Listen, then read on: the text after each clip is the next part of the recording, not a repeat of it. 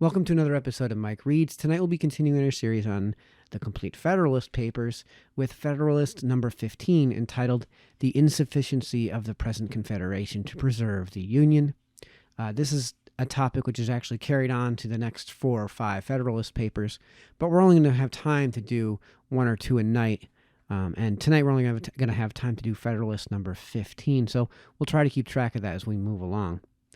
So without further ado, Federalist number 15, The Insufficiency of the Present Confederation to Preserve the Union.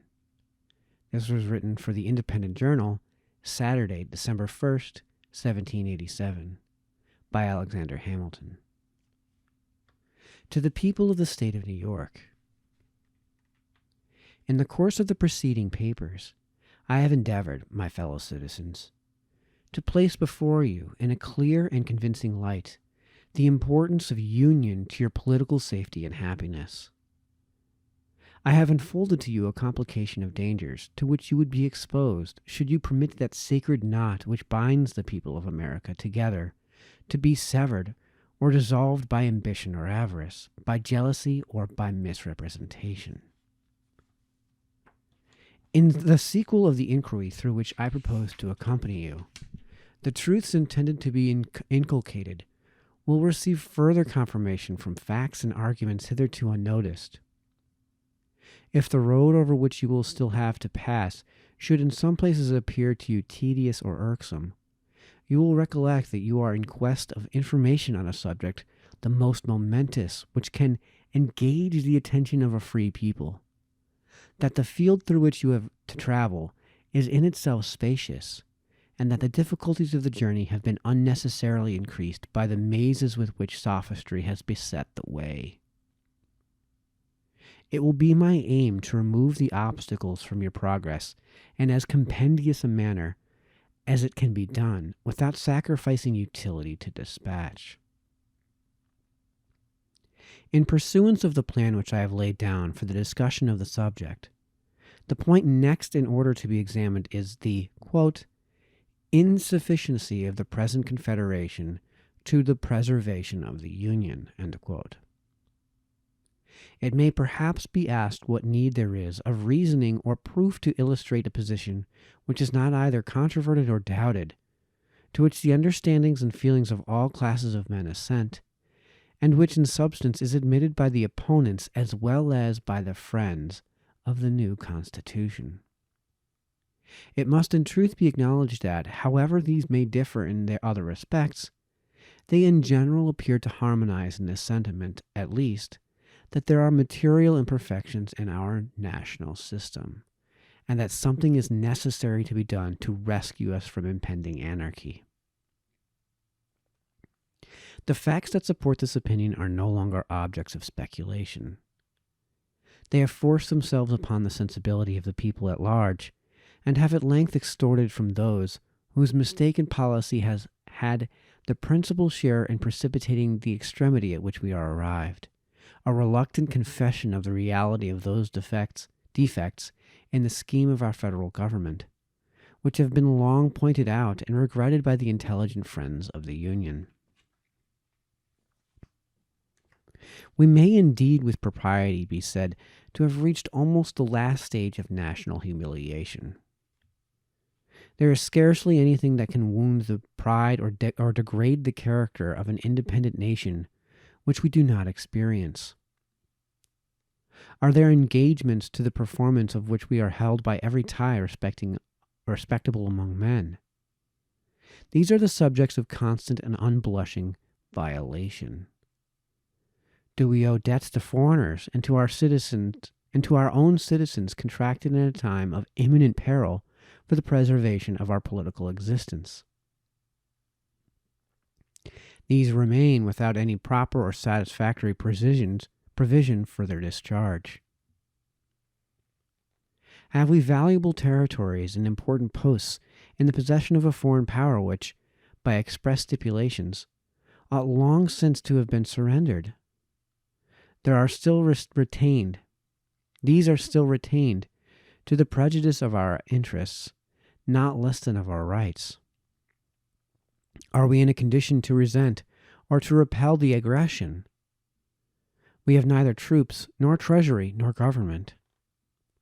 Are we even in a condition to remonstrate with dignity? The just imputations on our own faith in respect to the same treaty ought first to be removed. Are we entitled by nature and compact to a free participation in the navigation of the Mississippi? Spain excludes us from it. Is public credit an indispensable resource in time of public danger? We seem to have abandoned its cause as desperate and irretrievable. Is commerce of importance to national wealth? Ours is at the lowest point of declension. Is respectability in the eyes of foreign powers a safeguard against foreign encroachment? The imbecility of our government even forbids them to treat with us. Our ambassadors abroad are mere pageants of mimic sovereignty.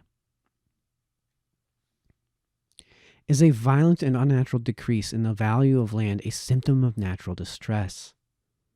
The price of improved land in most parts of the country is much lower than can be accounted for by the quantity of waste land at market, and can only be fully explained by the want of private and public confidence, which are so alarmingly prevalent among all ranks, and which have a direct tendency to depreciate property of every kind. Is private credit the friend and patron of industry? That most useful kind which relates to borrowing and lending is reduced within the narrowest limits, and this still more from an opinion of insecurity than from the scarcity of money. To shorten an enumeration of particulars which can afford neither pleasure nor instruction, it may in general be demanded, what indication is there of national disorder, poverty, and insignificance that could befall a community so peculiarly blessed with natural advantages as are we, which does not form a part of the dark catalogue of our public misfortunes? This is the melancholy situation to which we have been brought by those very maxims and counsels which would now deter us from adopting the proposed Constitution, and which, not content with having conducted us to the brink of a precipice, seem resolved to plunge us into the abyss that awaits us below. Here, my countrymen, impelled by every motive that ought to influence an enlightened people, let us make a firm stand for our safety, our tranquility, our dignity, our reputation. Let us at last break the fatal charm which has too long seduced us from the paths of felicity and prosperity. It is true, it has been before observed that facts, too stubborn to be resisted, have produced a species of general assent to the abstract proposition that there exist material defects in our national system. But the usefulness of the concession on the part of the old adversaries of federal measures is destroyed by a strenuous opposition to remedy upon the only principles that can give it a chance of success. While they admit that the government of the United States is destitute of energy, they contend against conferring upon it those powers which are requisite to supply that energy. They seem still to aim at things repugnant and irreconcilable, at an augmentation of federal authority, without a diminution of state authority, at sovereignty in the Union, and complete independence of its members. They still, in fine, seem to cherish with blind devotion the political monster of an imperium in imperio. This renders a full display of the principal defects of the Confederation necessary in order to show that the evils we experience do not proceed from minute or partial imperfections, but from the fundamental errors in the structure of the building, which cannot be amended otherwise than by an alteration in the first principles and main pillars of the fabric.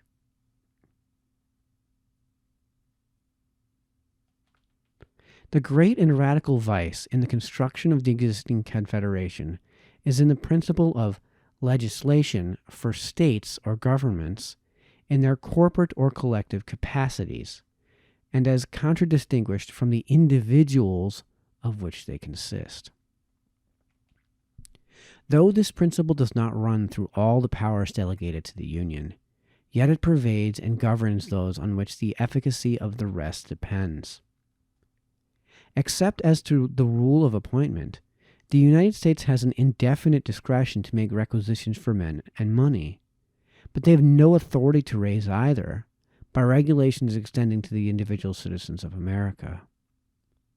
The consequence of this is that though in theory their resolutions concerning those objects are laws, constitutionally binding on the members of the Union, yet in practice they are mere recommendations which the states observe or disregard at their option. It is a singular instance of the capriciousness of the human mind that after all the admonitions we have had from experience on this head, there should still be found men who object to the new Constitution for deviating from a principle which has been found the bane of the old, and which is in itself evidently incompatible with the idea of government, a principle, in short, which, if it is to be executed at all, must substitute the violent and sanguinary agency of the sword to the mild influence of the magistracy. There is nothing absurd or impracticable in the idea of a league or alliance between the independent nations for certain defined purposes precisely stated in a treaty regulating all the details of time, place, circumstance, and quantity, leaving nothing to future discretion, and depending for its execution on the good faith of the parties. Compacts of this kind exist among all civilized nations, subject to the usual vicissitudes of peace and war, of observance and non-observance, as the interests or passions of the contracting powers dictate. In the early part of the present century, there was an epidemical rage in Europe for this species of compacts, from which the politicians of the times fondly hoped for benefits which were never realized. With a view to establishing the equilibrium of power and the peace of that part of the world, all the resources of negotiations were exhausted, and triple and quadruple alliances were formed. But they were scarcely formed before they were broken, giving an instructive but afflicting lesson to mankind, how little dependence is to be placed on treaties which have no other sanction than the obligations of good faith, and which oppose general considerations of peace and justice to the impulse of any immediate interest or passion. If the particular states in this country are disposed to stand in a similar relation to each other, and to drop the project of a general discretionary superintendence, the scheme would indeed be pernicious, and would entail upon us all the mischiefs which have been enumerated under the first head, but it would have the merit of being at least consistent and practicable. Abandoning all views toward a federal government, this would bring us to a simple alliance offensive and defensive, and would place us in a situation to be alternate friends and enemies of each other, as our mutual jealousies and rivalships, nourished by the intrigues of foreign nations, should prescribe to us. But if we are unwilling to be placed in this perilous situation, if we still will adhere to the design of a national government, or, which is the same thing, of a superintending power under the direction of a common council, we must resolve to incorporate into our plan those ingredients which may be considered as forming the characteristic difference between a league and a government. We must extend the authority of the Union to the persons of the citizens, the only proper objects of government. Government implies the power of making laws. It is essential to the idea of a law that it be attended with a sanction, or in other words, a penalty or punishment for disobedience. If there be no penalty annexed to disobedience, the resolutions or commands which pretend to be laws will, in fact, amount to nothing more than advice or recommendation.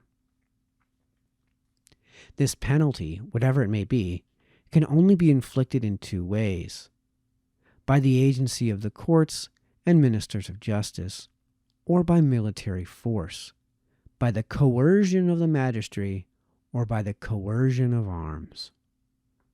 The first kind can evidently apply only to men. The last kind must of necessity be employed against bodies politic, or communities, or states. It is evident that there is no process of a court by which the observance of the laws can, in the last resort, be enforced. Sentences may be denounced against them for violations of their duty, but these sentences can only be carried into execution by the sword.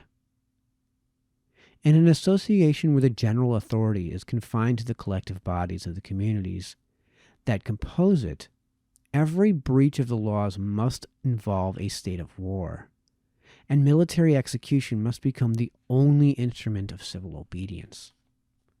Such a state of things can certainly not deserve the name of government, nor would any prudent man choose to commit his happiness to it. There was a time when we were told that breaches by the states of the regulations of the federal authority were not to be expected, that a sense of common interest would preside over the conduct of the respective members and would beget a full compliance with all the constitutional requisitions of the Union. This language, at the present day, would appear as wild as a great part of what we now hear from the same quarter will be thought, when we shall have received further lessons from that best oracle of wisdom, experience. It at all times betrayed an ignorance of the true springs by which human conduct is actuated, and belied the original inducements to the establishment of civil power. Why has government been instituted at all? Because the passions of men will not conform to the dictates of reason and justice without constraint. Has it been found that bodies of men act with more rectitude or greater disinterestedness than individuals? The contrary of this has been inferred by all accurate observers of the conduct of mankind, and the interference is founded upon obvious reasons. Regard to reputation has a less active influence when the infamy of a bad action is to be divided among a number than when it is to fall singly upon one. A spirit of faction, which is apt to mingle its position in the deliberations of all bodies of men, will often hurry the persons of whom they are composed into improprieties and excesses, for which they would blush in a private capacity. In addition to all this, there is, in the nature of sovereign power, an impatience of control that disposes those who are invested with the exercise of it to look with an evil eye upon all external attempts to restrain or direct its operations. From this spirit it happens that in every political association which is formed upon the principle of uniting in a common interest a number of lesser sovereignties, there will be found a kind of eccentric tendency in the subordinate or inferior orbs, by the operation of which there will be a perpetual effort in each to fly off from the common center. This tendency is not difficult to be accounted for. It has its origin in the love of power. Power controlled or abridged is almost always the rival and enemy of that power by which it is controlled or abridged. This simple proposition will teach us how little reason there is to expect that the persons entrusted with the administration of the affairs of the particular members of a confederacy will at all times be ready, with perfect good humor, and an unbiased regard to the public weal, to execute the resolutions or decrees of the general authority. The reverse of this results from the constitution of human nature.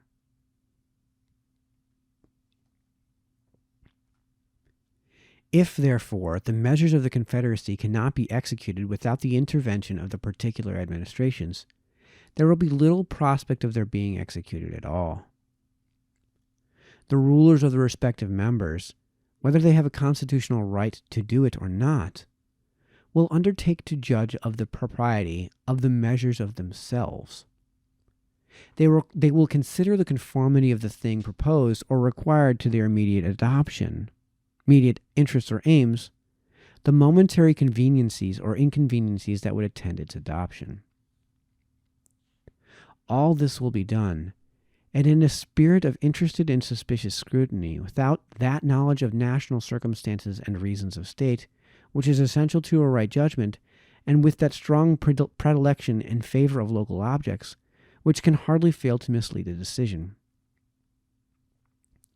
The same process must be repeated in every member of which the body is constituted, and the execution of the plans, framed by the councils of the whole, will always fluctuate on the discretion of the ill-informed and prejudiced opinion of every part.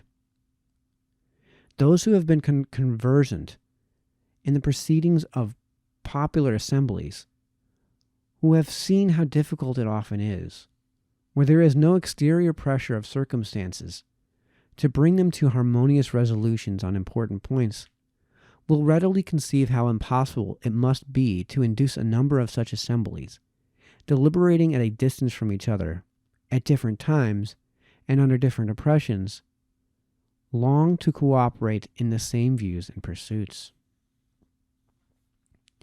In our case, the concurrence of 13 distinct sovereign wills is requisite under the Confederation to the complete execution of every important measure that proceeds from the Union. It has happened as was to have been foreseen.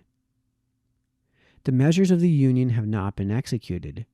The delinquencies of the states have, step by step, matured themselves to an extreme which has, at length, arrested all the wheels of the national government and brought them to an awful stand. Congress at this time scarcely possesses the means of keeping up the forms of administration till the states can have time to agree upon a more substantial substitute for the present shadow of a federal government. Things did not come to this desperate extremity at once. The causes which have been sacrificed produced at first only unequal and disproportionate degrees of compliance with the requisitions of the Union. The greater deficiencies of some states furnished the pretext of example and the temptation of interest to the complying or at least delinquent states, or to the least delinquent states. Why should we do more in proportion than those who are embarked with us in the same political voyage? Why should we consent to bear more than our proper share of the common burden? These were suggestions which human selfishness could not withstand, and which even speculative men, who looked forward to remote consequences, could not, without hesitation, combat.